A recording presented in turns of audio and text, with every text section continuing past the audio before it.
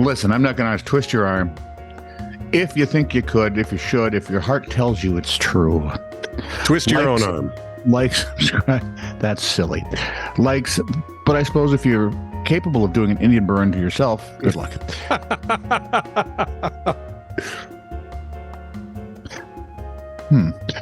Anyway, if you feel it in your heart, would you please like, subscribe, and follow This Is True Really News? We'd appreciate it. If you don't, do it anyway, just to spite friends or someone smart. That's right. Like, subscribe, follow. If you got a story we would like, TITR at netradio.net. Work.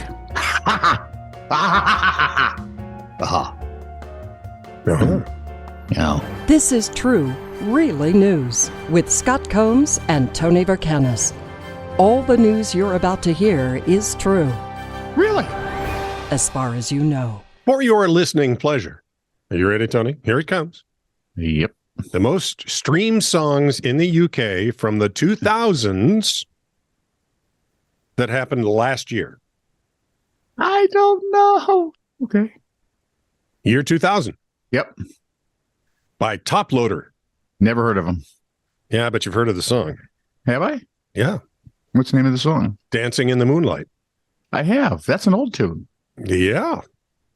Yep. That Dancing in the moonlight. comes from one of my favorite Welsh people, Who was it? Van Morrison. Was that Van Morrison? Okay. Thank you. Maybe I'm wrong. Dancing in the Moonlight might have been. I thought it band. was something about harvest. King. No. King's. Was it King's? No. I have a Google machine. Why am I not using it? Yeah. Well, okay. You go ahead and type that up and I'll ask you another question. Dancing in. Song by Top Loader. Let's check the lyrics because they'll usually tell me who wrote it. Song by Danny and Lizzie. That's not right. There was a band that had a hit in the U.S. Yeah, that's not the same song. Was it King Harvest? I think so. You might be right. Chris will remember. Dancing in the Moonlight, 1960s? I thought it was 70s. Okay. Let's try. King Harvest. We win. Oh, wow. Dancing in the Moonlight was also done by Bafalongo. Well, I should have known. I should have remembered. How could we that. not remember? One of my favorite all-time band names now. Bafalongo? Yeah. Whoever thought you'd find a word for Bafa and Longo. See, I'd have been stupid. I'd have put Longo Bafa, and that would have been dumb. From 2001, Nickelback. No one cares. How you remind me. See? You know that song. I don't. You've heard it. Bet I haven't. Why? What? I don't listen to, Devil music. Yeah, I only listen to Contra Western, God's music. 2002, Eminem. Peanuts? Yes. How did you know? It was I the guess. Linus and Lucy theme. Actually, No, that's Vince Vivaldi. We know better. Lose Yourself. Oh, this one you aren't going to know, but I do. Okay. 2003, The Killers. Mr. Brightside, What an odd song for the Killers. right? 2004, Mario. It's by Mario. By Mario. Yeah. Amore? No. Let Me Love You. Yeah, okay. 2005, Arctic Monkeys. Who you've never even heard of, I Holy guarantee. it. God, it's cold out here. I know. It's freezing. That's why my butt is red. I bet. Here's some poo. Fling it at you. I bet you look good on the dance floor. Poo flinging song. 2006, The Kooks. Just take a guess. Any song title. Batman? Yes. Naive, especially if you spell it naive. 2007 by the Arctic Monkeys. My butt's red and I don't care. Close. Fluorescent Adolescent. That is close. Yeah. Oh, sadly. Ooh, this one you've heard, I'm sure. All right. 2008, Jason Mraz. Walk like a Turkish Egyptian. I'm yours. No. Okay. Well, you've probably heard it. 2009. Miley Cyrus. Here, look, my boobies. Close. Party in the USA. Same thing. Right? It's like that old line from The Big Bang Theory. Hmm. Could we just go somewhere where nobody's seen me naked? We may have to drive a while.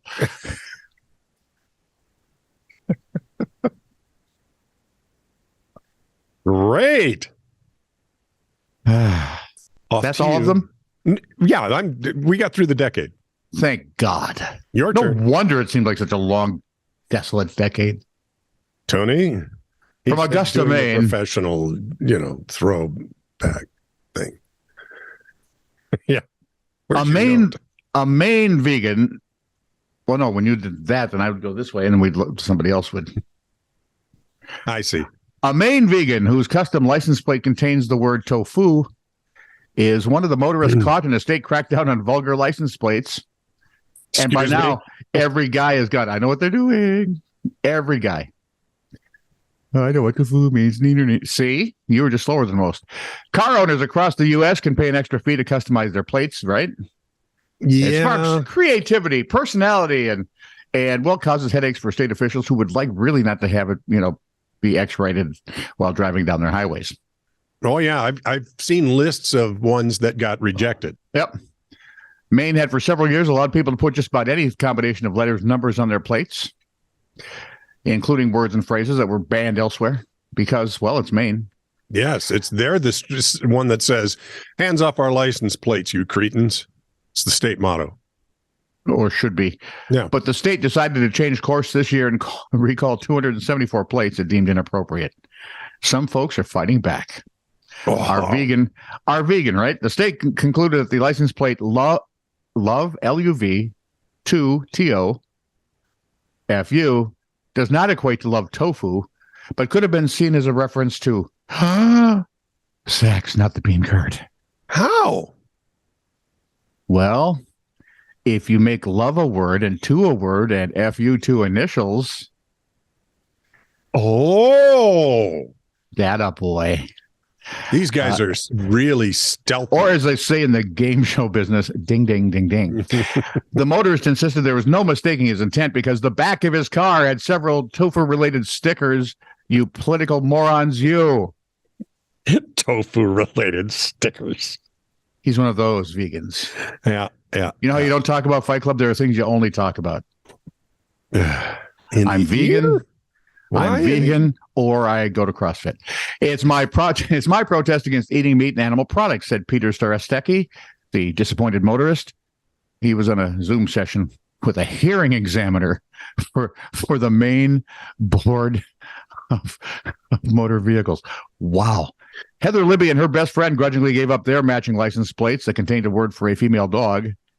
People are so sensitive nowadays, said Libby, who's an actual person of Jonesport, after a hearing examiner rejected her appeal. I think it's foolish. No, honest. I know does anybody want a 5-year-old seeing that right off the top?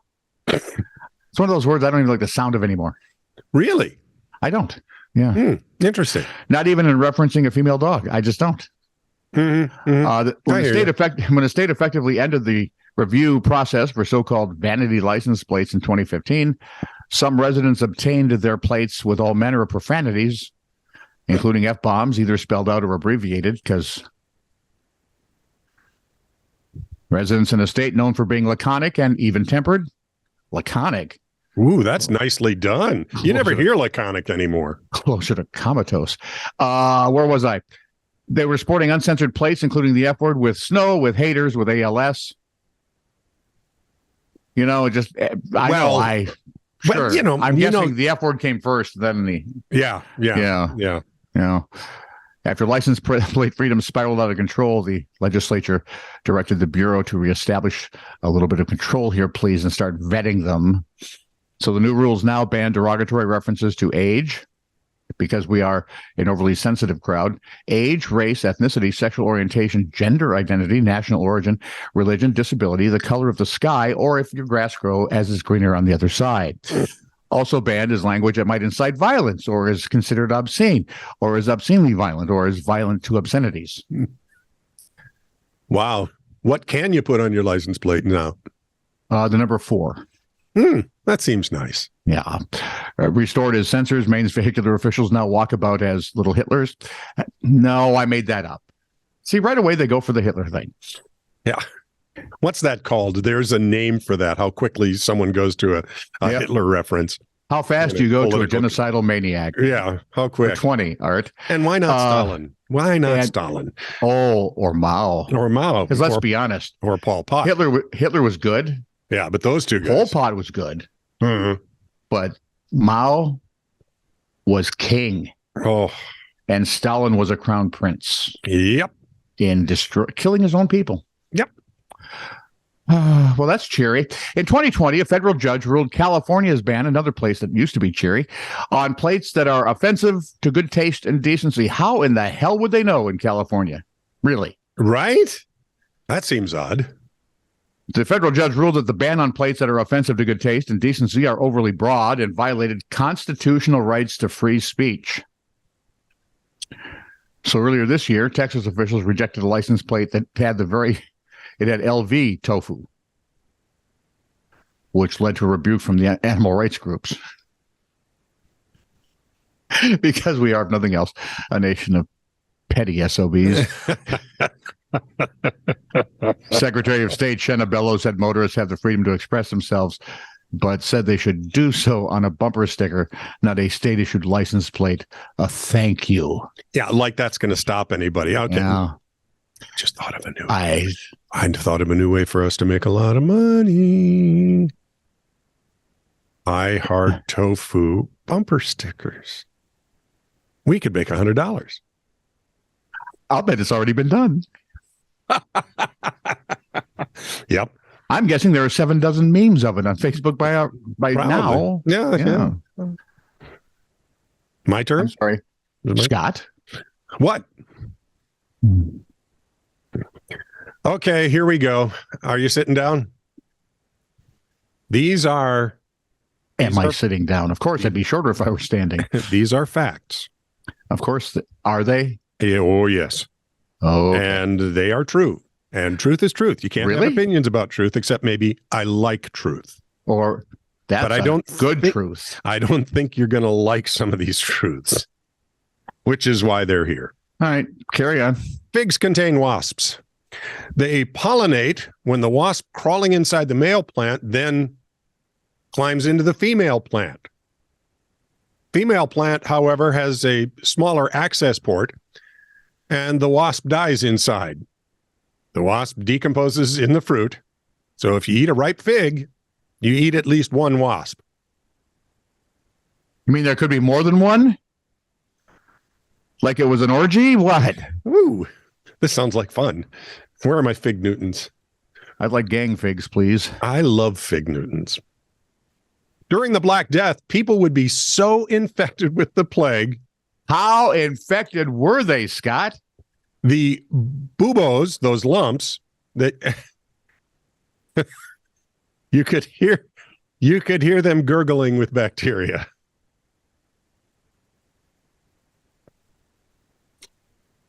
Hang on, I'm not done. I've got more facts. Hang on. I got to turn this off. It's annoying me to no end. I have a question. Yeah, you go ahead, sir. How do we know that the Black Plague bubbles were gurgling bacteria? Well, people wrote about it, obviously. Okay. There are face mites, which live inside your pores next to your hair follicles. They eat your sebum. They don't have anuses and come out at night to mate on your skin. And there's nothing you can do about it. Wow, you just made sleep creepier. Right? When a body is cremated, fragments of bones can be left behind. Yeah. Which are then finely ground in a blender type machine.